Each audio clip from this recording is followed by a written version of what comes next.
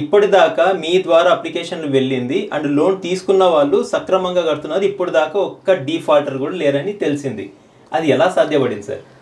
Sir బేసిక్గా ఈ particular success స్టోరీకి వెనకాల ఉన్నదానిలో ఏంటంటే మా డిసిప్లిన్ ఇన్ రెస్పెక్ట్ టు మేము ఇచ్చే ఫండింగ్ పార్ట్కి. అంటే మేము ఇచ్చే డబ్బులు ఏవైతే ఉన్నాయో అవి ప్రజల మనీ ఇస్తున్నాం. మేము ప్రజల డబ్బు బ్యాంకర్ ద్వారా మేము కస్టమర్ ఎండ్ యూజ్ కస్టమర్కి వెళ్తుంది అది ఫండింగ్. ఆ ఫండింగ్ పార్ట్లో మేము చేసేది ఏంటంటే మేము యాజ్ ఎ ఛానల్ పార్ట్నర్ మేము ఒక డ్యూ డెలిజెన్స్ పార్ట్ అనేది చేస్తాం అనమాట. సో ఆ డ్యూ డెలిజెన్స్ ఎట్లా అంటే right from sourcing of customer దగ్గర నుంచి, అంటే మేము ఒక కస్టమర్ని ఐడెంటిఫై చేసేటప్పుడు ఈ కస్టమర్కి loan repaying capacity, intention to pay and repayment to pay, ఈ రెండు important factors for any customer. It might be intention to pay, నాకు ఈ పర్టికులర్ లోన్ తీసుకున్న తర్వాత నేను కడతానా లేదా అనే ఆలోచన ఉంది చూసారా, అది చాలా ఇంపార్టెంట్. ఇది కట్టగలనా లేదా అనే ఇంపార్టెంట్ ఫ్యాక్టర్ ఏది ఇస్తుంది, మీ రీపేమెంట్ కెపాసిటీ అనమాట. So intention to pay and repayment capacity, ఈ రెండు చూసుకున్న తర్వాతనే మన లోన్ ముందరికి వెళ్తుంది.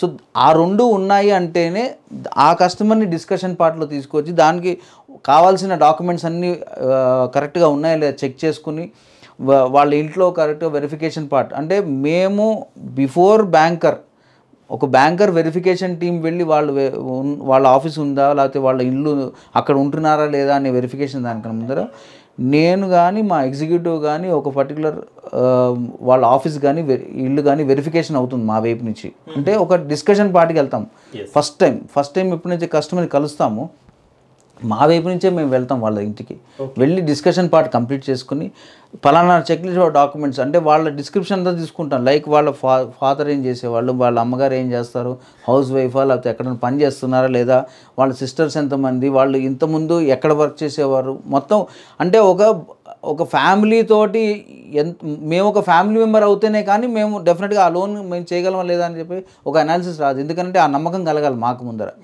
నేను ఇచ్చేది నా డబ్బులు కాదు, నేను ఇచ్చేది ఒక కస్టమర్ డబ్బులు. ఎందుకంటే ఒక కస్టమర్ బ్యాంకులో దాచుకునే డబ్బుల్ని మార్కెట్లోకి బ్యాంక్ ద్వారా వస్తుంది. సో దానికి ఇంపార్టెన్స్ ఇచ్చి నేను అది చేస్తాను అన్నమాట. సో ఆ రెస్పాన్సిబిలిటీ నేను తీసుకుంటాను కాబట్టి ప్రతి ఒక్క విషయము నేను జాగ్రత్తగానే గమనిస్తూ ఉంటాను.